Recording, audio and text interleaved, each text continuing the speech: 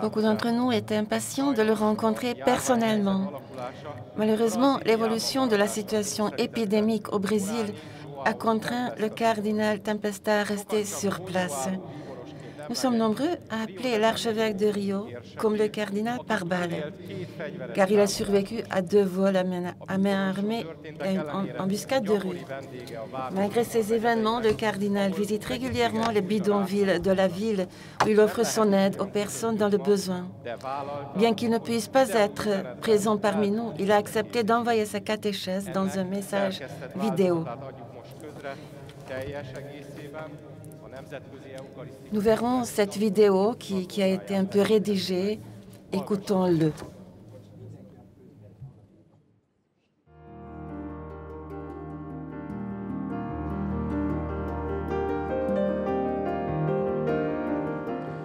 Meus votos de paz a todos vocês que me veem nesse momento. Como está sendo através do vídeo, vocês podem perceber que a dificuldade da atual pandemia fez com que eu não pudesse me deslocar até Budapeste, conhecer a bela cidade da capital da Hungria e bendizer a Deus junto com vocês por esse 52º Congresso Eucarístico Internacional. Estávamos programados para o ano passado, para esse momento, e com a transferência para esse ano e com as dificuldades atuais, não pudemos nos deslocar até vocês, mas através do vídeo faço minha presença e minha saudação de paz, especialmente ao meu irmão, cardeal Peter Herdeux, que me convidou com muito carinho, esteve aqui no Rio de Janeiro para apresentar também esse 52º Congresso Eucarístico Internacional.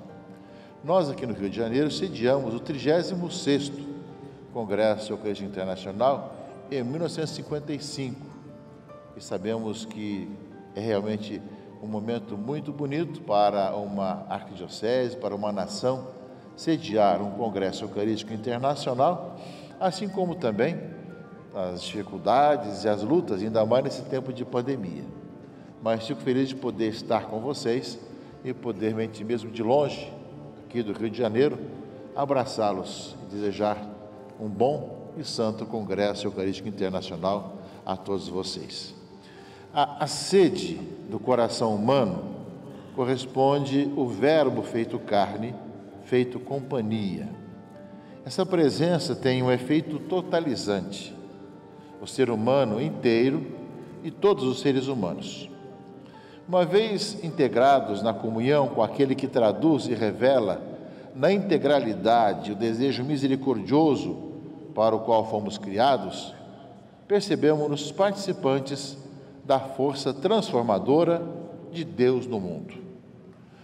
Na primeira parte da nossa conferência, da nossa fala, identifica a correspondência entre o desejo do coração humano por Deus e o desejo gratuito de Deus pelo homem, que, despojando-se de sua majestade, faz-se um de nós. Mais do que isso, torna-se alimento que nos congrega e nos transforma em participantes da sua ação no mundo. A segunda parte da nossa conferência vai mostrar a necessidade de transformação que o mundo tem e o consequente chamado de todos os batizados para que, como consequência deste pertencer a Cristo, são fermento na massa. A nossa Arquidiocese de São Sebastião do Rio de Janeiro, no Brasil, vive essa experiência e manifesta, por isso, a misericórdia de Deus, transbordada em ações pelos mais frágeis, nas dramáticas periferias humanas desse grande centro urbano. A terceira parte vai identificar como síntese perfeita do amor eucarístico em ações Maria, a mãe da Igreja. Sua perfeita comunhão com Cristo manifesta na dramaticidade da vida cotidiana a própria identificação com a misericórdia divina.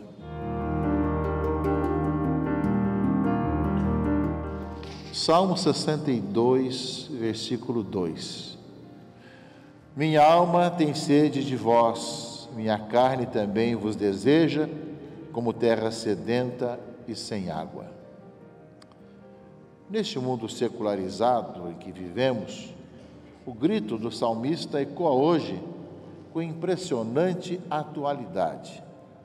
São tantos aqueles que vivem em situação de carência, carências de ordem material, moral e espiritual, caracterizam a imensa pobreza com a qual nos deparamos e somos chamados a enfrentar, atendendo ao chamado do Mestre que nos pede: dai-lhes vós mesmos de comer.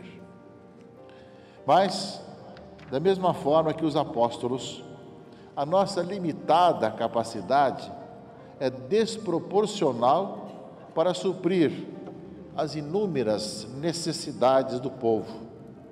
Só temos 5 pães e 2 peixes. Entretanto, essa incapacidade, longe de ser um desestímulo para a Igreja... Cependant, loin d'empêcher l'Église d'agir sur le chemin, cette impuissance est un signe de la miséricorde du Seigneur qui, à travers notre humanité, crée une rencontre avec les personnes qui ont faim et soif. En effet, entre lui et nous, l'inégalité est infinie. La 5e conférence générale des conférences épiscopales d'Amérique latine et des Caraïbes qui s'est tenue à Aparecida en 2007 a souligné le changement d'époque dans lequel nous vivons, marqué par la perte de la perception de l'intégration humaine et par conséquent de la relation de l'époque avec Dieu, le monde et nos semblables. De nos jours, il semble à l'homme que la soif et la faim qui sont en lui peuvent être satisfaites par la consommation.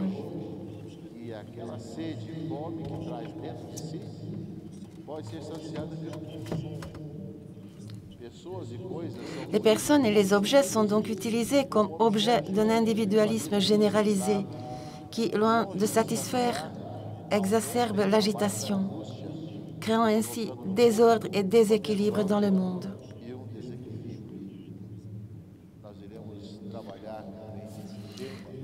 Afin d'approfondir ces thèmes à la demande du Saint-Père, nous aborderons également ce thème de notre conférence d'Aparecida dans le cadre de l'Assemblée générale des Églises d'Amérique latine qui se tiendra également cette année. Comme la Samaritaine, elle cherche la satiété trompeuse de la consommation. Tu as eu 5 maris, mais celui que tu as maintenant n'est pas ton mari.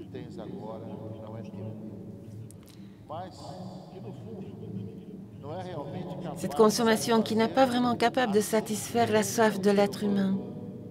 Seigneur, donne-moi de cette eau que je n'ai plus soif.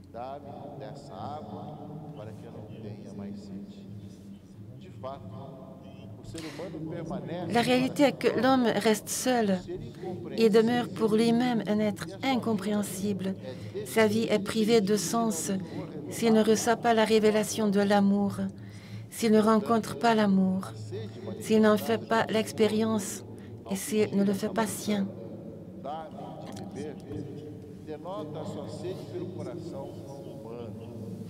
La soif s'est manifestée chez le Seigneur lorsqu'il a demandé à la Samaritaine « Donne-moi à boire », qui fait référence à la soif du cœur humain.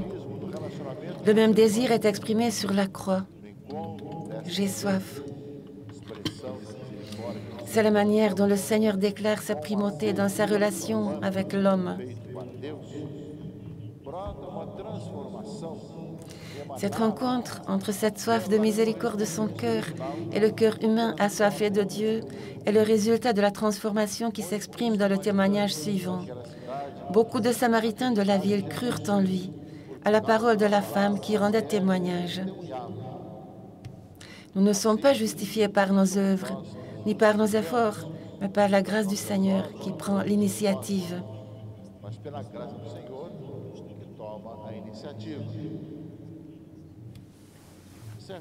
Dans un certain sens, cette mentalité quotidienne et fonctionnaliste de l'époque actuelle finit par se retrouver même dans les manifestations religieuses, où l'on cherche à ce que la foi soit immédiate, uniquement pour produire des résultats personnels.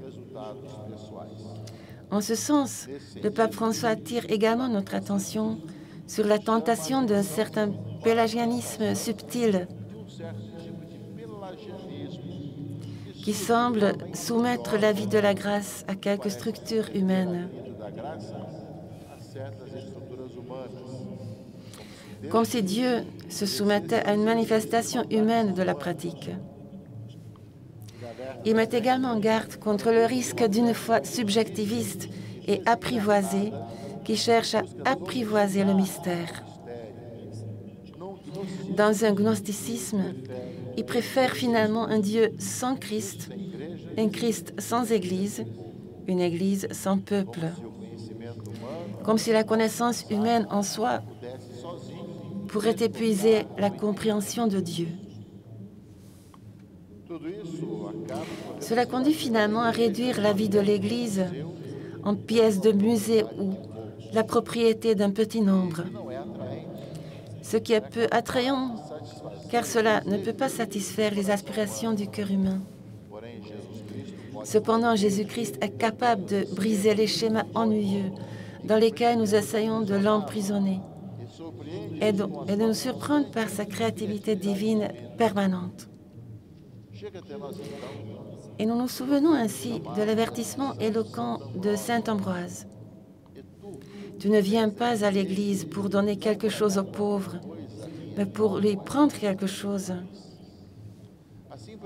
Ainsi prévaut un appauvrissement de la vie de la Sainte Communion où la foi n'est plus une relation réelle avec la personne du Christ, mais est considérée comme un service de plus à consommer, qui ne touche pas les profondeurs de la communion du cœur, restant indifférent à la vie de la grâce.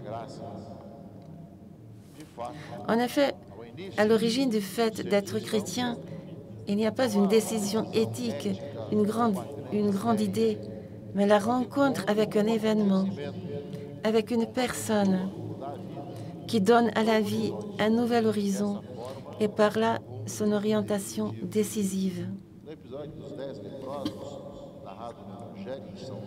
Dans la parabole des 10 lépreux de l'évangile de Saint Luc, nous trouvons un exemple pertinent de la manière dont une rencontre avec le Seigneur peut être réduite à un simple intérêt fonctionnel. Là, un seul des 10 guéris est revenu pour rendre grâce. Ce Samaritain, comme nous le dit l'Évangile, se rend compte qu'en plus d'être guéri, il a aussi trouvé un sens à sa vie qui se révèle à travers le visage concret et humain de Jésus. Il revient pour établir une nouvelle relation avec la personne qui a changé sa vie. Guérir ne suffisait pas. Il devait satisfaire sa soif de sens. Le mystère de l'homme ne s'éclaire vraiment que dans le mystère du Verbe incarné.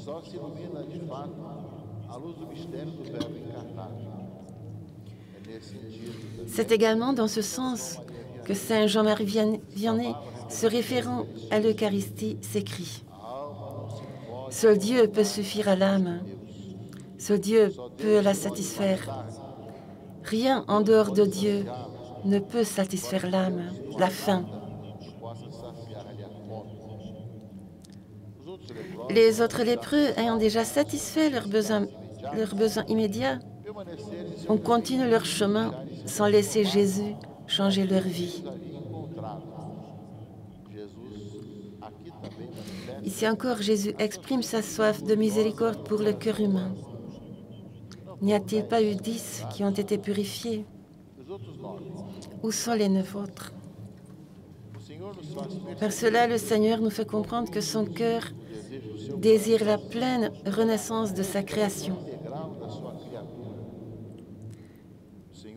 Le Seigneur veut guérir la lèpre de notre mondanité.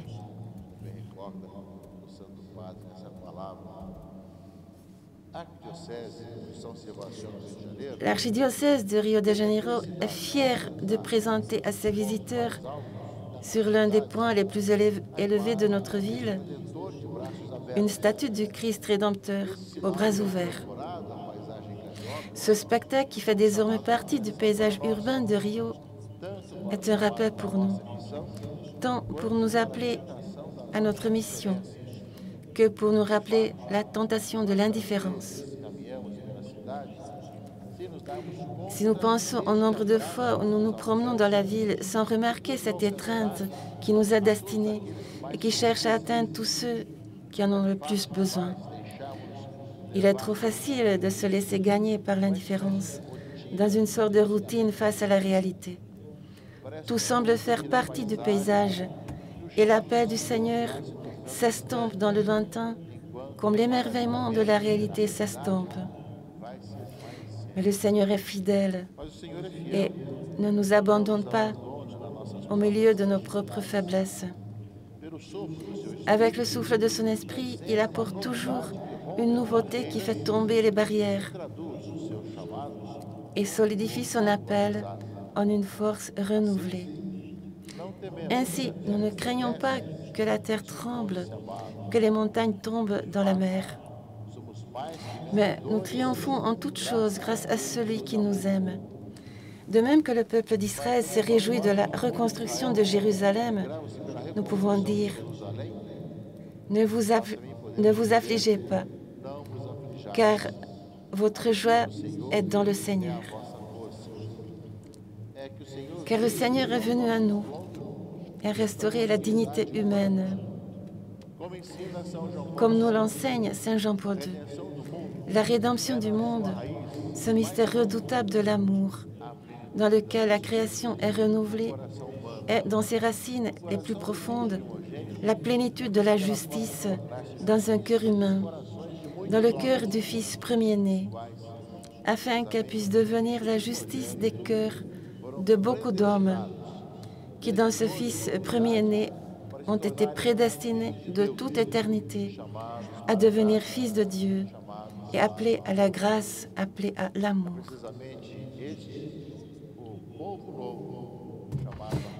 C'est précisément ce nouveau peuple qui est appelé à contribuer à la reconstruction du monde. C'est le corps du Christ, son Église. L'Église, par conséquent, demeure sans la sphère du mystère de la rédemption, qui est justement devenu le principe fondamental de sa vie et de sa mission. En ce sens, l'Église ne peut ignorer le monde dans lequel elle s'insère en tenant compte de ses attentes et de ses désirs. Au contraire, il est l'instrument de la transformation. Et la lettre à Diognète, déjà au 1er siècle, articule cette caractéristique constitutive. L'âme aussi habite dans le corps, mais n'est pas du corps. Les chrétiens aussi sont dans le monde, mais ne sont pas de ce monde. En un mot, ce que l'âme est dans le corps, les chrétiens le sont dans le monde. L'âme est répandue dans les membres du corps, comme les chrétiens dans les cités du monde. L'âme habite dans le corps et pourtant elle n'appartient pas au corps, comme les chrétiens habitent dans le monde, mais n'appartiennent pas au monde. Ils résident chacun dans sa propre patrie, mais comme des étrangers domiciliés. Le peuple de Dieu est le levain pour la farine. Ils sont égaux à tous, mais porteurs d'une nouveauté absolue dans le sens concret de l'existence. En effet, l'Église, étant le corps du Christ, maintient cet évangile, l'évangile du Verbe incarné, à travers le temps et l'histoire.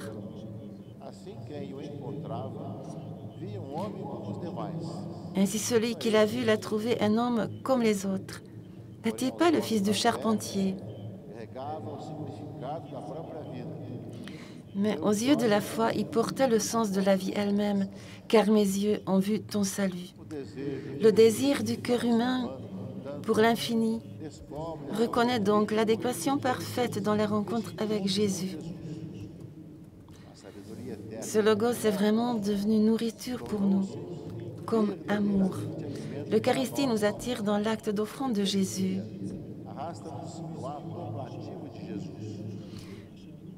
Nous ne recevons pas seulement le Logos incarné de manière statique, mais nous sommes entraînés dans la dynamique de son offrande. Voici un discours expressif de Saint Jean Chrysostome à ce sujet. Qu'est donc ce pain? C'est le corps du Christ. Que deviennent ceux qui le reçoivent? Le corps du Christ. Non pas plusieurs corps, mais un seul corps.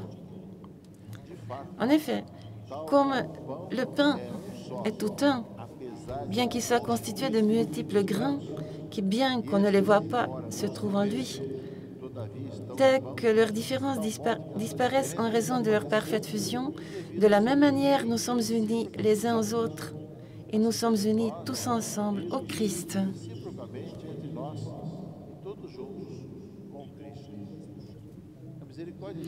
La miséricorde de Jésus nous trouve aujourd'hui comme il y a 2000 ans. Elle nous appelle concrètement à vivre selon le commandement de l'unité de l'amour de Dieu et du prochain. L'Église vit continuellement du sacrifice rédempteur et elle y accède non seulement par un simple souvenir plein de foi, mais aussi par un contact actuel, car ce sacrifice se rend présent, se perpétuant sacramentellement dans chaque communauté qu'il offre par les mains du ministre consacré. En participant à la mission du Maître qu'il a envoyé, comme le Père m'a envoyé, moi aussi je vous envoie, l'Église est transformée en ce qu'elle proclame.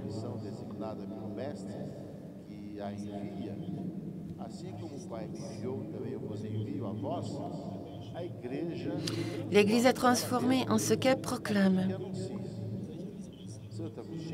Saint Augustin expliqua déjà que l'Eucharistie nous unit au corps du Sauveur et nous en fait membres afin que nous devenions ce que nous avons reçu. C'est donc la tâche sacrée de l'Église d'être le pain de tous ceux qui ont faim.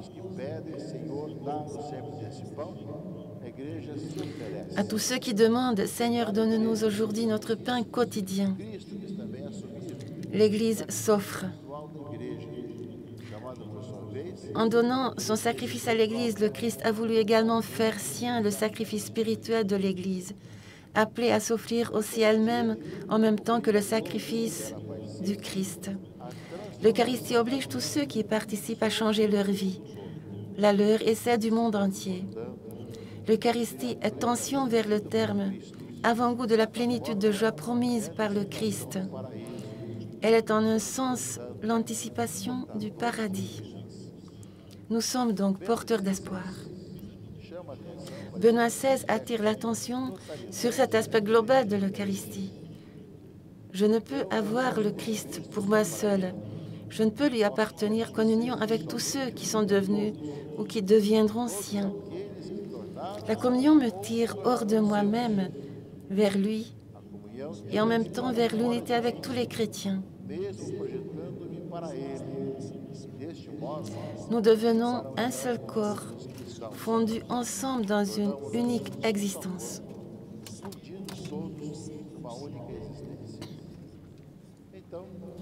Ainsi, ce mystère de la foi que nous célébrons chaque jour jusqu'à la fin des temps appelle tous ceux qui participent à rendre leur travail fructueux. Il est inconcevable qu'une communauté unie dans l'Eucharistie n'embrasse pas la plénitude de la réalité, alimentée par le désir de la changer.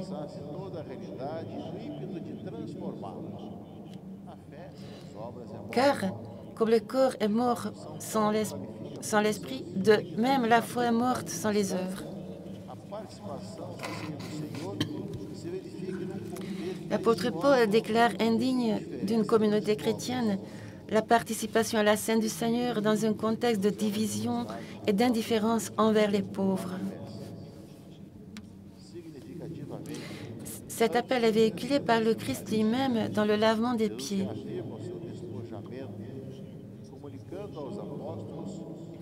De manière significative, avant la première célébration de la Sainte Communion, Jésus témoigne à nouveau de son désintéressement en le communiquant aux apôtres et par conséquent pour nous aujourd'hui, en établissant un lien inséparable dans l'Eucharistie sacramentelle entre lui et ceux qui la reçoivent, en faisant l'Église l'Eucharistie créé proprement pour cette raison la communauté entre les hommes. Tous sont invités à participer à cette communion afin que toute langue proclame à la gloire de Dieu, le Père, que Jésus-Christ est Seigneur. Cette extraordinaire rencontre personnelle avec le Seigneur, qui répond ici et maintenant aux besoins les plus profonds du cœur humain, nous conduit nécessairement à l'annoncer. Nous répondons à l'amour qui nous touche par une vie transformée qui déborde ce cri. La première motivation pour l'évangélisation est l'amour de Jésus que nous avons reçu.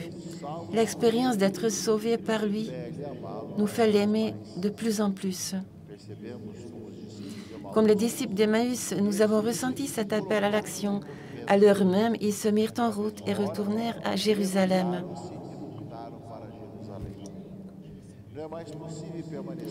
Nous ne pouvons plus nous concentrer uniquement sur nous-mêmes, mais nous devons aller vers l'autre et partager l'événement de la rencontre. Là, ils trouvèrent les 11 et leurs compagnons réunis.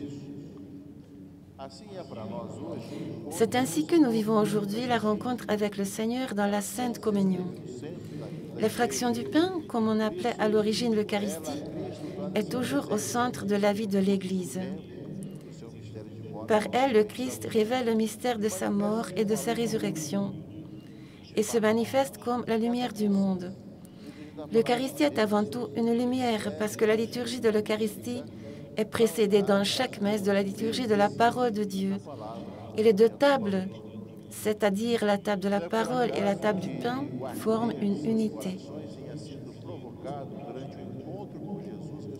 Ce n'est pas un hasard si leur cœur a été remué par leur rencontre avec Jésus ressuscité, lorsqu'il leur a expliqué les Écritures.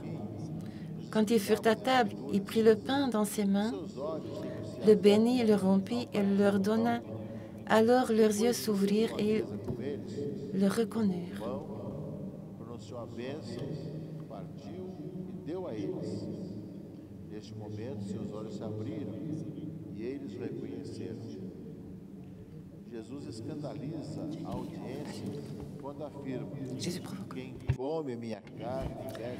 Jésus provoque l'indignation de ses disciples lorsqu'il dit « Celui qui mange ma chair et boit mon sang demeure en moi et moi en lui ». Et passe ensuite d'une présentation de base de son mystère à l'explication de son caractère eucharistique spécifique. À cette indignation, la réponse de Pierre met l'accent sur la parole qui donne un sens à la vie. « Seigneur, à qui irions-nous? C'est toi qui as les paroles de la vie éternelle. » Il devient ainsi le porte-parole des apôtres et de l'Église de tous les temps. La parole de Dieu et la liturgie eucharistique sont intimement liées, car dans les célébrations liturgiques, les Écritures ont une grande importance. De cette manière, ils encouragent sa proclamation, dont le fruit est le travail. Saint Jean Chrysostome, il interprète ce passage de manière éloquente. Inclinons-nous toujours devant Dieu sans contradiction, même lorsque sa parole semble contredire notre entendement. Que ta parole l'emporte sur notre entendement. De cette façon, ayons aussi la même attitude envers le mystère, la Sainte Communion, en ne suivant pas ce que nos sens nous conduiraient à faire, mais en restant fidèles à sa parole. Sa parole ne peut nous égarer. Ainsi, le don que le Seigneur nous fait nous appelle aussi à son œuvre rédemptrice. L'Église a reçu l'Eucharistie de son Seigneur, le Christ, non pas comme un des dons, même si c'est le plus précieux, mais comme le don, parce que le Christ se donne lui-même, sa propre personne, dans sa sainte humanité et toute son œuvre salvatrice en elle. Cependant, notre monde centré sur l'individualisme est incapable de satisfaire la quête de sens de l'homme et en même temps incapable de construire la société, et cela se manifeste par la faiblesse et une anémie sociale. Lorsque la vie intérieure de l'individu est fermée sur ses propres intérêts, il n'y a plus de place pour les autres. Les pauvres ne peuvent plus entrer. La voix de Dieu ne peut plus être entendue. La douce joie de son amour ne peut plus être appréciée. Deuxième partie, l'Eucharistie, la puissance transformatrice. Qu'est-ce que l'homme pour que tu te souviennes de lui, le Fils de l'homme pour que tu prennes soin de lui? En tant que participants à la grâce mystérieuse de Dieu, nous sommes nous-mêmes contraints de l'exprimer. Aussi imparfaits que nous soyons, nous faisons l'expérience de la joie de la Trinité et nous voulons la partager avec le monde entier. Dans sa lettre « Miséricordiez-vous tous », le pape François nous rappelle que l'Église est un témoin de la miséricorde et ont déjà expérimenté auparavant. L'Église est appelée à être la première à être un témoin sincère de la miséricorde en la proclamant et en la vivant comme le centre de la révélation de Jésus-Christ.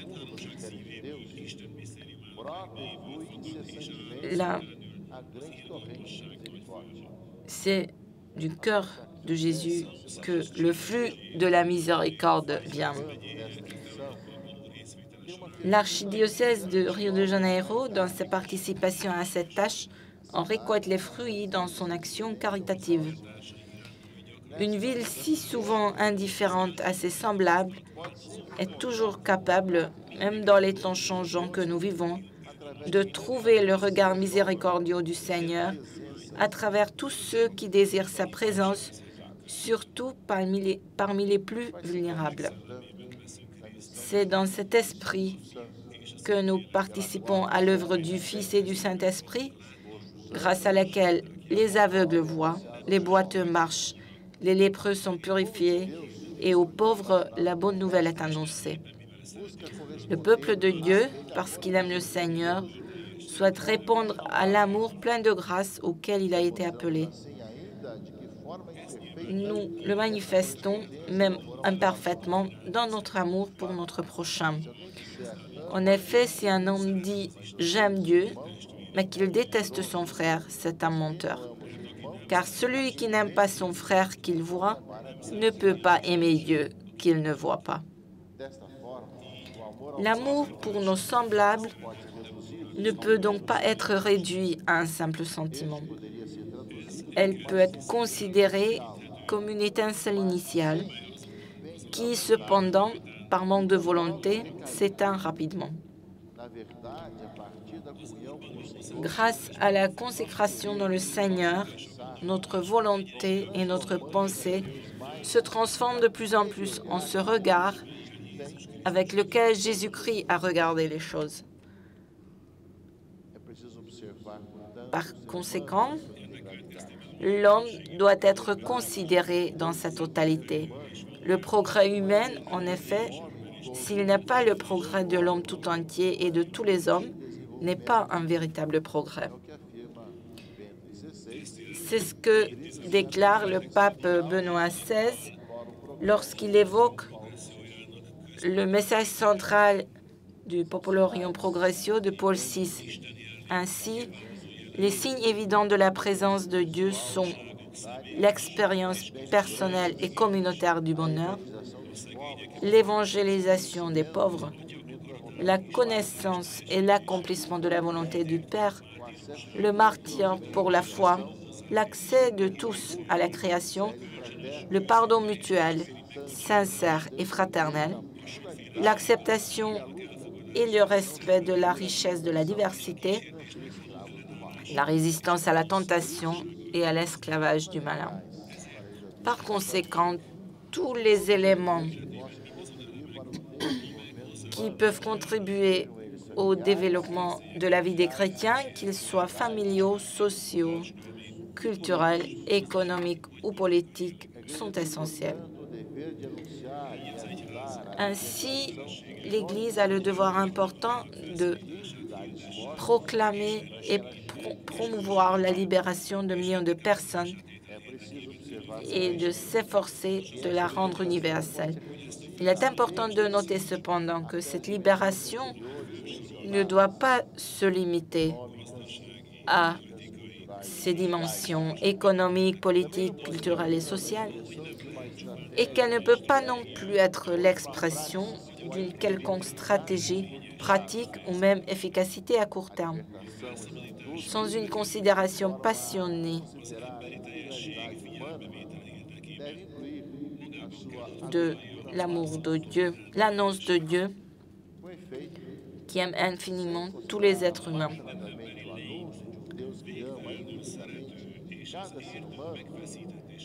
Et qui manifeste pleinement son amour dans le Christ crucifié et ressuscité pour nous.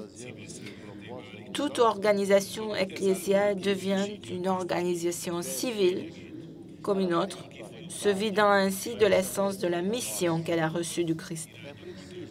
Par conséquent, nous devons prêter attention à la réalité dans ces manifestations. Rendons la parole réelle en pratiquant les actes de justice et de charité dans lesquels cette parole porte du fruit. Ne pas pratiquer, ne pas mettre la parole en pratique, c'est construire sur du sable et rester à l'idée pure et dégénérer en familiarité et en gnosticisme qui ne porte pas de fruits, mais rendent son dynamisme stérile. Parmi les problèmes nombreux et variés de notre monde moderne, il est essentiel de prendre en compte ceux de la famille, car le bien de l'individu et de la communauté humaine et chrétienne est étroitement lié au bien-être de la communauté conjugale et familiale. En effet, l'expression première et originale du caractère social de la personne se trouve dans le mariage et la famille. Par conséquent, les pressions que la dignité de cette institution a dû supporter ont eu un effet terrible sur la société. La culture individualiste rend très difficile le développement de la capacité à aider les autres. Au sein d'une même famille, cela se manifeste parfois par une incapacité à donner généreusement. Cette perspective de relations temporaires conduit, en fin de compte, à la prolifération d'un type de lien familial qui est motivé par un manque changeant de désirs et de circonstances. Avec ces bases relationnelles faibles vient la difficulté de considérer la vie comme un don, ce qui peut conduire au point extrême de banaliser la malhonnêteté de l'avortement et de l'euthanasie. En ce sens, le pape François, dans son exhortation apostolique à Maurice Laetitia, a souligné l'importance fondamentale que l'action pastorale se traduise par un véritable effort d'évangélisation et de catéchèse, par un lien réel avec les préoccupations concrètes des personnes et non par une simple préoccupation générale pour la famille. La réalité nous appelle donc à une conversion missionnaire. Cette rencontre avec le Seigneur est une réponse aux aspirations les plus profondes de l'être humain. Au fil des ans, notre archidiocèse a été une présence bienvenue pour les mères et les enfants grâce à un certain nombre d'initiatives et d'institutions. Il est bon de voir comment le Seigneur apporte de nouvelles façons d'atteindre ceux qui ont été abandonnés par la logique du monde individualiste. La mission prophétique est également présente. Ce mode de vie dans lequel nous proclamons que la grâce du Seigneur embrasse chaque moment de la vie attire chaque année de grandes foules sur la plage de Copacabana. L'Église pèlerine, dans sa mission prophétique, ne peut ignorer tout ce qui dégrade la dignité humaine. Le Concile Vatican II a dressé très clairement la liste des maux dont l'être humain est capable. De plus, tout ce qui s'oppose à la vie elle-même, comme toute espèce d'homicide, le génocide, l'avortement, l'euthanasie et même le suicide délibéré. Tout ce qui constitue une violation de l'intégrité de la personne humaine, comme les mutilations, la torture physique ou morale, les contraintes psychologiques, tout ce qui est offense à la dignité de l'homme, comme les conditions de vie sous-humaines, les emprisonnements arbitraires, les déportations, l'esclavage, la prostitution, le commerce des femmes et des jeunes, ou encore les conditions de travail dégradantes qui réduisent les travailleurs au rang de purs instruments de rapport, sans égard pour leur personnalité libre et responsable. Toutes ces pratiques et d'autres analogues sont en vérité infâmes. Tandis qu'elles corrompent la civilisation, elles déshonorent ceux qui s'y livrent plus encore que ceux qui les subissent et insultent gravement à l'honneur du Créateur. La vie humaine a une valeur intrinsèque qui ne peut être comprise qu'en fonction du Verbe incarné. La créature humaine a toujours de la valeur en raison de sa dignité personnelle, en elle-même et pour elle-même, comme le démontre racialement la naissance du Christ lui-même. Ainsi, ce sont des droits naturels, universels et inviolables que personne, qu'il s'agisse d'un individu, d'un groupe, d'un pouvoir ou d'un État, ne peut usurper ou, pire encore, méconnaître, puisque ces droits viennent de Dieu lui-même. De cette façon, le respect de la personne humaine transcende la sphère de l'éthique individuelle et devient le critère ultime, un pilier pour la construction de la société, puisque la finalité de la société est la personne dans son ensemble.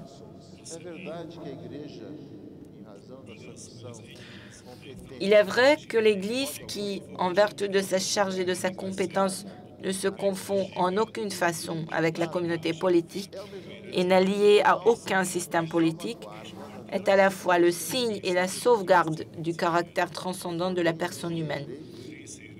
Pour leur part, les laïcs qui croient en Christ ne peuvent rester indifférents, étrangers ou inactifs face à de telles tentations d'immobilisme social.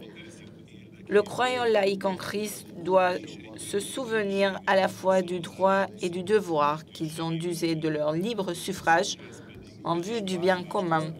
Et l'Église tient en grande considération et en estime l'activité de ceux qui se consacrent au bien de la chose publique et en assurent les charges pour le service de tous.